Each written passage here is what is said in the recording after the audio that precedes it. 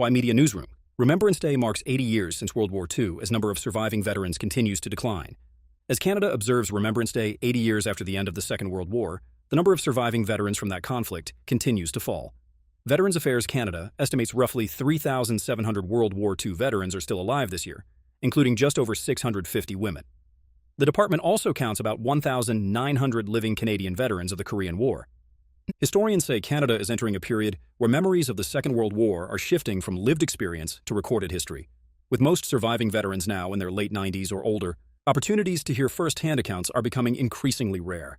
The Canadian War Museum in Ottawa is showcasing interviews and stories from some of the last remaining World War II veterans as part of its exhibition, Last Voices of the Second World War, open through January.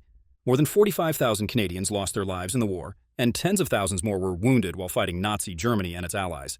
The war ended in Europe in May 1945 and in the Pacific that August. At this year's National Remembrance Day ceremony in Ottawa, Chief Justice Richard Wagner will stand in for Governor General Mary Simon, who is recovering from illness.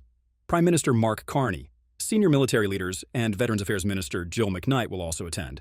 Nancy Payne, whose son was killed while serving in Afghanistan in 2006, will lay the wreath as this year's National Silver Cross Mother.